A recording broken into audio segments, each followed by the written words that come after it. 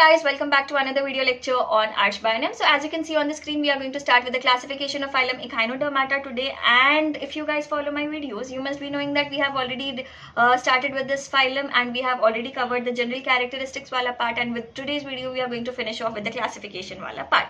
So I hope this video will be helpful. Watch till the end. And also let me tell you guys, ये answer बहुत बड़ा था, मैंने छोटा करने की कोशिश की है, keeping in mind the length of your answer sheet. तो यहाँ पर जब भी आपको क्लासिफिकेशन पूछा जाएगा, मैं हर क्लासिफिकेशन, हर जनरल कैरेक्टरिस्टिक डिस्कस करते जब मैं बोलती हूँ हर वीडियो में कि आपको अगर क्लासिफिकेशन पूछा जाएगा तो you will have to write few points from the general characteristics, not all but 5 से 6 पॉइंट्स आपको मेंशन करने होते हैं to have a proper start.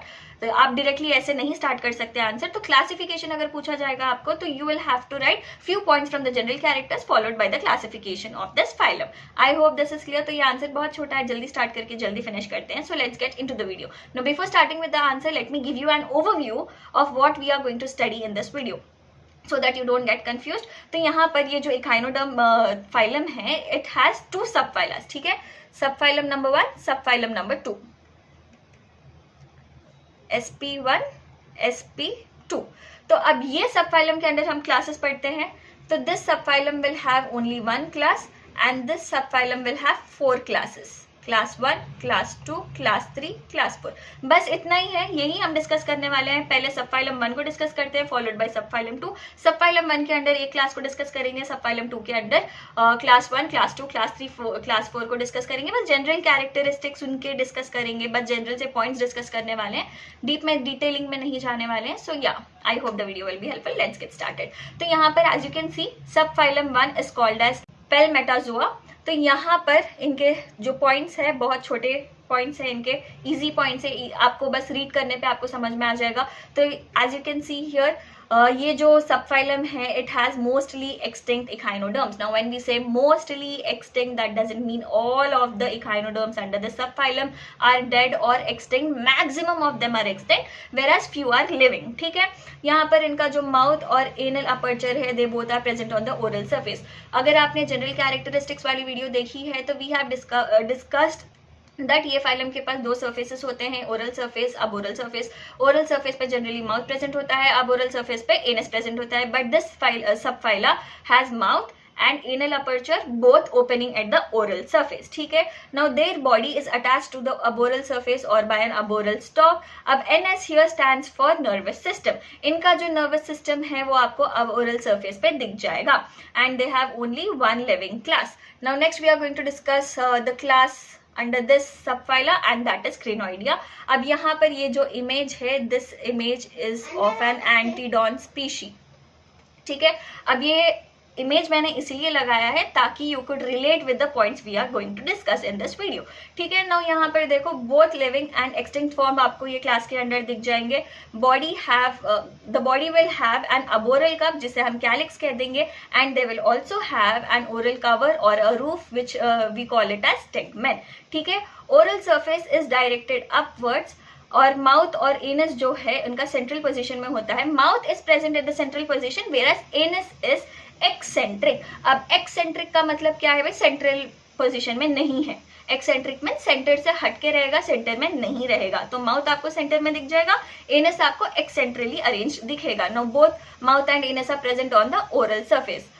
यहाँ anus is also present on the oral surface. Now talking about the arms, arms आपको simple दिख जाएंगे, movable arms दिख जाएंगे, 5 to 10 इन नंबर होते हैं. Now if you can see the image of Antedon here, 5 to 10 arms आपको दिख जाएंगे. सिंपल है, मूवेबल है, विथ और विदाउट पिन्यूल्स इनके आर्म्स रहेंगे. Now what do you mean by pinnules भाई? For example if this is arm, आपको ऐसे छोटे छोटे से स्ट्रक्चर्स दिख जाएंगे, उसे हम पिन्यूल्स कह देते हैं. ठीक है. Now these arms, the organisms under this class may have pinnules और may not have pinnules on their arms. I hope this is clear.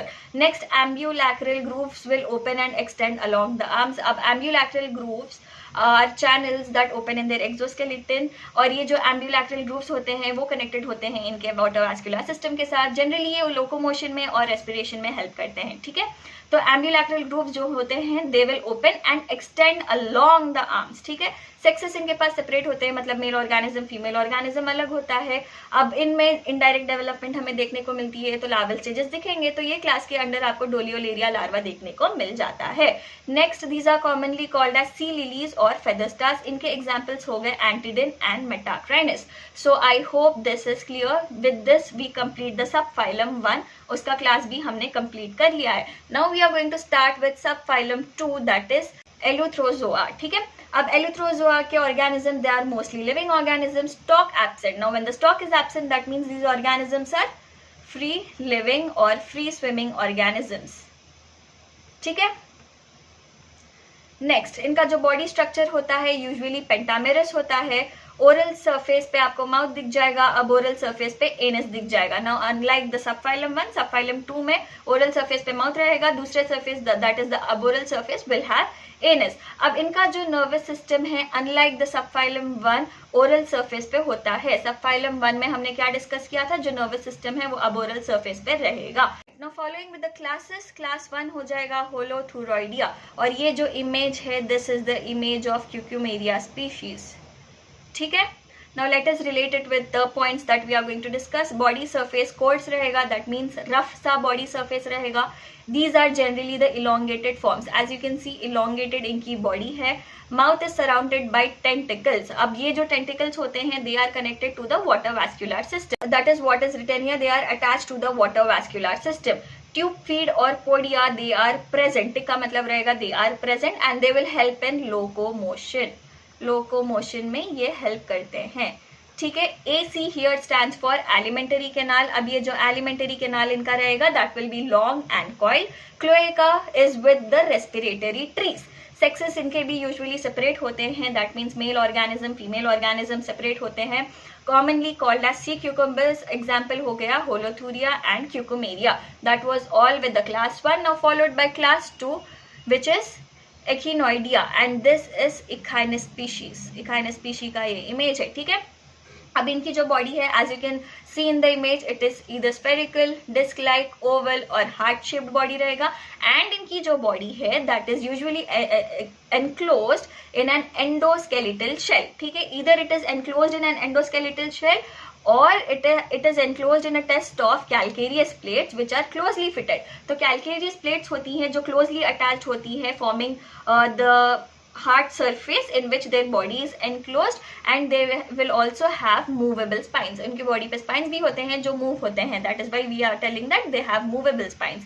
Tube feed और podia इनमें भी present होते हैं and these tube feed और podia will help in locomotion. अब ये tube feed और podia कहाँ से आते हैं? They come out from the pores of ambulacral plates. अब इनके पास ambulacral grooves नहीं है but instead they have ambulacral plates. Now mouth is present at the oral surface and it is surrounded by membranous structure called as peristome, whereas anus is present at the oral surface and this anus is also surrounded by membranous structures which is called as periphrod. Sexes इनके पास separate होते हैं, sexes are separate और as we all know इनके पास indirect development होती है and इनके अंदर हमें echinopluteus larva देखने को मिल जाता है and these are commonly called as sea urchins. Example हो गया echinus and echinocardium. So I hope this is also clear. Next we are going to start with class 3 that is Asteroidea and ये जो image है it is the image of an Asteria species, ठीक है। अब इनकी जो body है it is flat, pentagonal, star shaped as you can see in the image.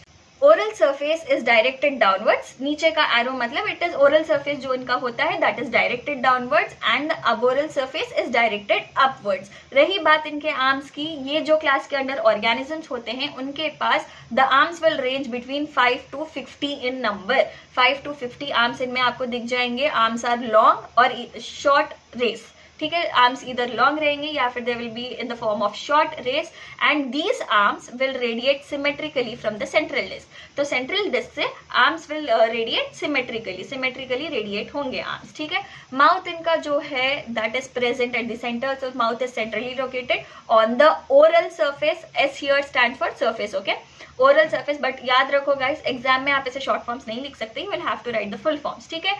Mouth is centrally placed on the oral surface and this is surrounded by membranous peristome and anus is small and inconspicuous this is also eccentrically मतलब as we have already discuss, centre में नहीं होगा, centre से हटके रहेगा. Anus is present eccentrically at the aboral surface which is very small and inconspicuous. Respiration के बारे में बात करेंगे.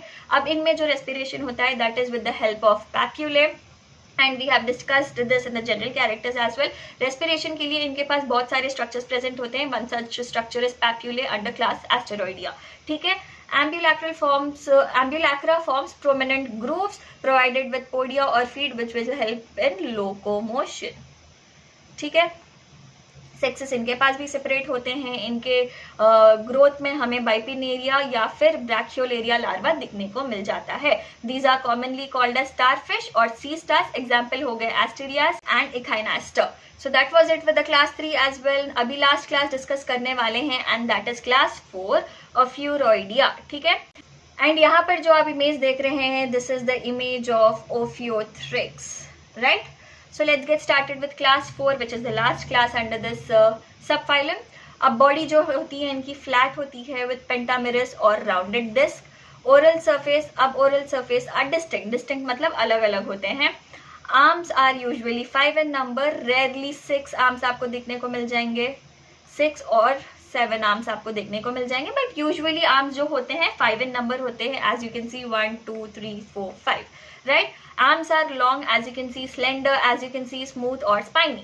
स्मूथ आर्म्स रहेंगे या फिर स्पाइनी आर्म्स रहेंगे, but long and slender arms रहते हैं. Now AG here stands for ambulacral grooves. Ambulacral grooves इनके पास एब्सेंट होती है. एनस एंड इंटेस्टाइन्स भी एब्सेंट होते हैं. सेक्सेस इनके सेपरेट होते हैं और इनके लार्वल फॉर्म में अब हमें प्लूटस लार्वा देखने को मिल जाता है. They are commonly called as brittle star. Example हो गया Ophiothrix. So yeah, with this we come to an end with the classification of phylum Echinodermata. The reason why I write all these points is for you to make your notes. या फिर ये general से points होते हैं, मैं बस आके discuss कर सकती हूँ, बट आई होप आपको नोट्स बनाने में भी मेरे पॉइंट्स के थ्रू हेल्प होती है. But what I do is I directly right the point, but आपको एग्जाम में ऐसा नहीं करना होता है. And while making notes also you right proper sentences. Exam में आप जैसे लिखते हैं आपके नोट्स में भी वैसे लिखो, that will be helpful. So yeah guys, let's not elongate the video anymore. Let's end it here. All the best. Take care. Bye bye.